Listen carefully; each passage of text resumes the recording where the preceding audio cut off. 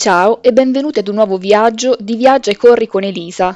Oggi andremo alla scoperta dell'Irlanda, un tour della durata di 7 giorni in cui visiteremo Dublino, la capitale, e gli angoli più naturalistici e selvaggi come le scogliere di Moher e il selciato dei giganti.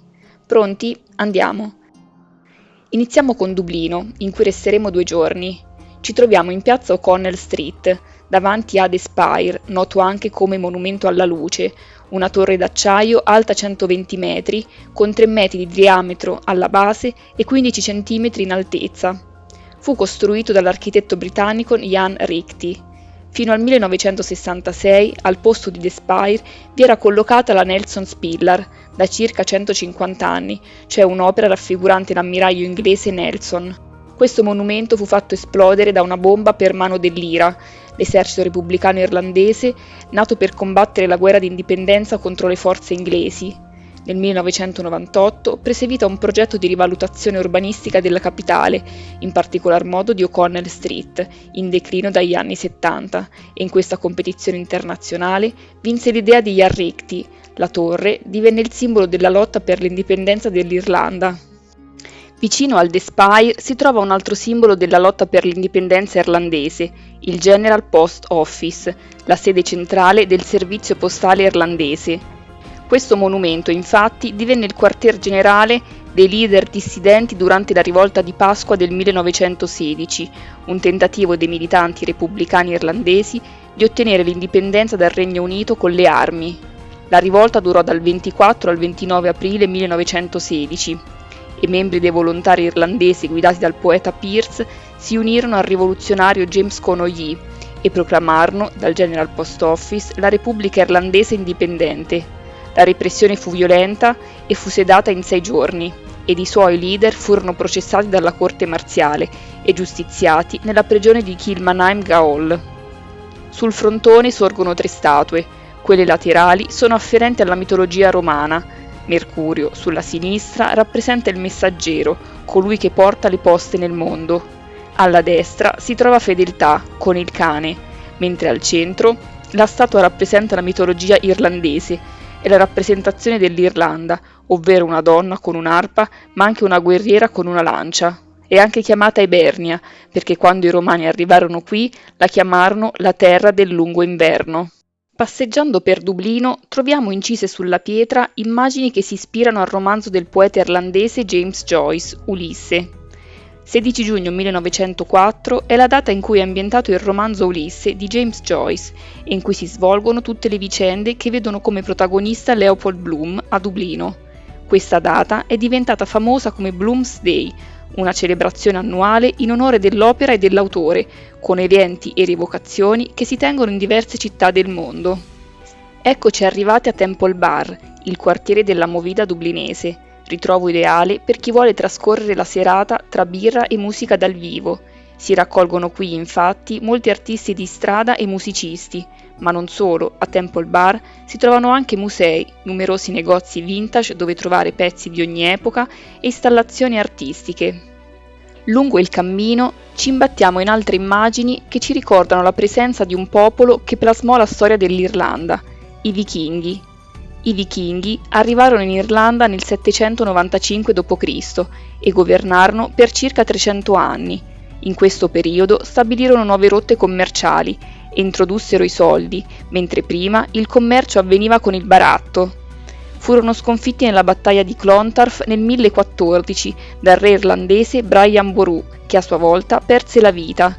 La leggenda racconta che prima di andare in battaglia Boru era solito suonare l'arpa per i suoi soldati e non a caso il simbolo dell'Irlanda è proprio l'arpa.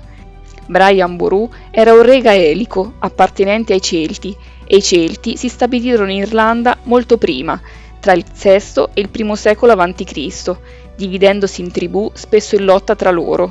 Tracce della presenza vichinga si possono trovare a Christchurch ed è proprio qui che andremo. Ecco che mentre ci avviciniamo alla chiesa troviamo una piastrella decorata con alcuni utensili che usavano i vichinghi, una lancia, dei pettini e dei rasoi, e poco più avanti, incisa sull'asfalto, la sagoma di una casa vichinga. Dalla struttura si intuisce la presenza di una specie di canna fumaria per far fuoriuscire il fumo del fuoco acceso in casa. L'attuale struttura della Christ Church o Cattedrale della Santissima Trinità risale al 1870, ma in realtà è stata sostituita ad una in legno molto più antica, costruita per volere di un re vichingo nel 1038.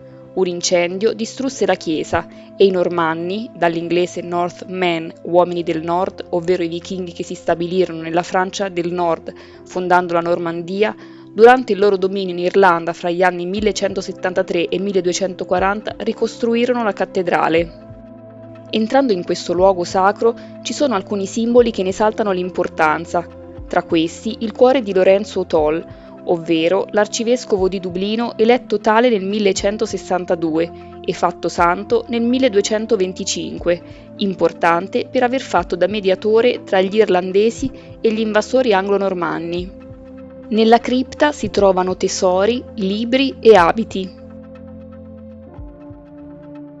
E possiamo ammirare il gatto e il topo mummificati, diventati un'attrazione della cattedrale. Secondo la leggenda, mentre si stavano rincorrendo, rimasero intrappolati nelle canne dell'organo e furono scoperti solo durante i lavori di manutenzione. Eccoci arrivati ad un altro simbolo della capitale irlandese, il castello di Dublino. La città prende il nome da Dubh Linn, ovvero lago nero, lago oscuro. Si riferisce all'insediamento originario sul fiume Liffey, che alla fine divenne la città di Dublino. Il nome deriva dalla pozza scura e profonda formata dal fiume Paddle nel punto in cui confluisce nel Liffey. Si ritiene che questo luogo fosse sede di un insediamento vichingo e successivamente di un insediamento normanno. Il castello venne proprio costruito qui e da antica fortezza normanna è stata trasformata in lussuosa residenza reale, ospitando gli appartamenti di Stato e la cappella reale. Passeggiando incontriamo il famoso murales dedicato alla cantautrice irlandese Sinéad O'Connor. Ha l'espressione arrabbiata ed è infatti così che l'artista dublinese Emma-Lynn Blake la voleva rappresentare. Sinéad O'Connor urlò tutto il suo sdegno per ciò che avvenne nei conventi irlandesi negli anni 70-80.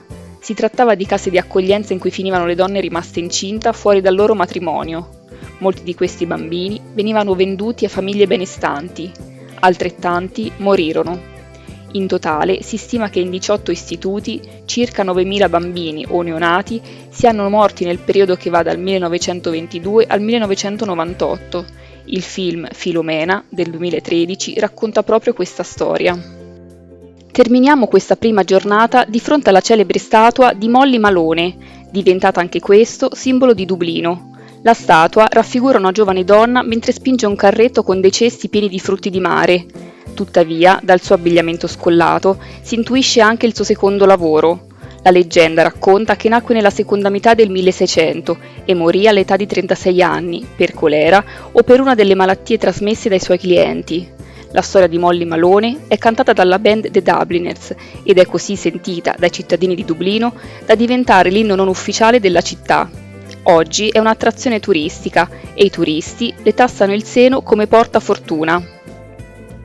Questo primo giorno a Dublino è finito. Vi aspetto per il secondo giorno. Se vi è piaciuto il video, iscrivetevi al canale.